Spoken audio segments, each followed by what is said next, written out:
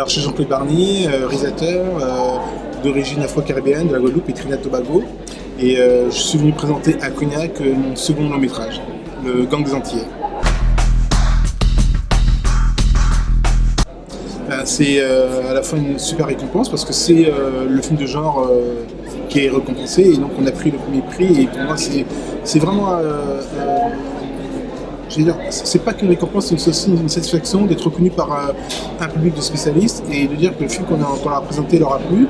Mais au-delà de ça, c'est aussi que la mouvance dans le cachet partie du cinéma afro a vraiment encore des choses à dire et je trouve que c'est à la fois audacieux de la part du festival et surtout bienveillant de dire voilà, on ouvre une fenêtre sur ce genre qui est entre guillemets un petit genre intérieur de notre genre.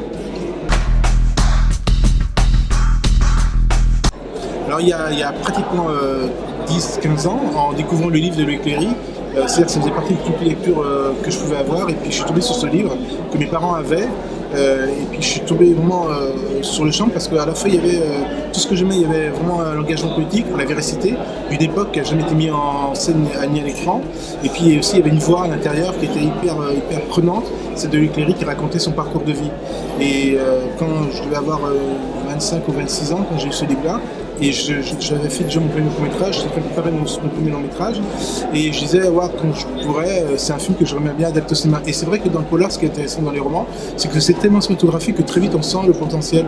Et je trouve que c'est pour ça qu'il y a beaucoup d'auteurs qui se font adapter par le cinéma, parce qu'ils ont une écriture hyper imaginative et hyper visuelle.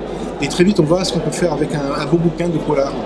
Et donc voilà, donc une bonne quinzaine d'années après, le film est arrivé sur les écrans. C'est ça qui est intéressant parce qu'on disait que c'est un film de genre et dans ce film de genre il y a un autre genre, c'est-à-dire le film afro. Alors, le grand genre c'est le polar et dedans il y a une sorte de micro-film qui est comment faire exister le cinéma noir en sens propre dedans. Et c'est pas du tout péjoratif parce que je reconnais que moi dans mon cinéma, il y a, comme tu as vu, il y a de la dégaine, il y a de la voix, il y a de la musique qui correspond vraiment à un genre de film qu'on ne voit pas très peu en France, mais qui est foison aux États-Unis. Et c'est vrai que c'était très dur de faire comprendre aux partenaires qu'on voulait avoir, qu'on voulait faire un film grand public, mais à la fois aussi un film d'auteur. C'est-à-dire que réunir ces deux genres-là, ce cinéma micro qui est le cinéma noir afro, et ce grand cinéma qui est le polar. Et ils ne nous ont pas suivis. Cette formule n'a pas pris. Donc du coup, il y a beaucoup de partenaires qui se sont séparés de nous parce qu'ils n'arrivaient pas à voir où on voulait aller. Et par contre, ceux qui sont restés, ils nous ont vraiment suivis. Ils nous ont porté jusqu'au bout. Donc oui, je dirais que c'était très compliqué de faire exister ce premier film-là, produit, réalisé et joué par des Noirs dans ces grandes familles qu'est le cinéma. Ouais, absolument. Moi-même, j'ai été élevé à SAS, aux Brigades mondaines, à tout cela. Enfin, j'avais une lecture très prolifique à ce niveau-là.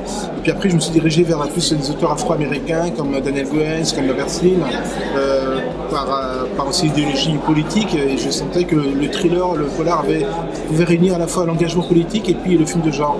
Et c'est ce que j'essaie de faire dans mes films. Et c'est vrai qu'aujourd'hui, je me sens très bien dans cette famille. J'aime les thrillers, mais aussi plutôt, je sais pas, les biopics m'intéressent aussi. Parler des personnages qui ont à un moment porté la voix très haute ou été des marqueurs de notre temps, c'est quelque chose qui me plaît aussi, quoi. Faire des belles biopics retraçant un parcours très fort, quoi. Ouais, complètement. Alors, moi je veux les valeurs de défendre les personnes qui sont dans... j'adore l'injustice et... Enfin, je suis prenant pour régler l'injustice et prenant pour régler les valeurs. Donc je serais un bon flic avec des méthodes un peu crapuleuses.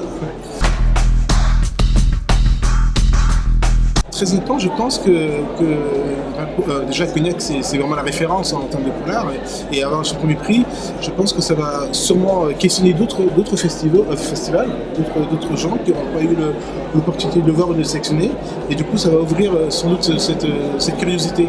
Et c'est ça que je pense, des jeunes de nous, mes téléphones n'arrêtent pas de sonner parce que ça va très vite dans ce milieu-là et je pense que ça va ouvrir vraiment cette curiosité sur ce genre de film. Et c'est pour ça que je suis très heureux de le recevoir, parce que je sais que le cinéma fonctionne comme ça. c'est souvent on prend l'élite pour voir qu'est-ce qu'on peut faire avec. Donc aujourd'hui on est un peu dans la lumière et j'espère qu'on saura ouvrir la porte pour tous les autres qui nous suivent derrière. Alors cognac ou whisky, je ne veux pas d'alcool, mais à choisir je mettrais cognac quand même, quoi. Alors sachant que tout le monde du hip-hop américain est plutôt cognac. Hein. C'est très drôle, hein, parce que c'est vrai que je parlais à Bernard, mais tu vois, des gens comme 50 Cent, comme Dr. Dre, c'est du cognac. Alors à savoir pourquoi ils ont réussi à percer là-bas, mais ils sont tous cognac, plus que whisky.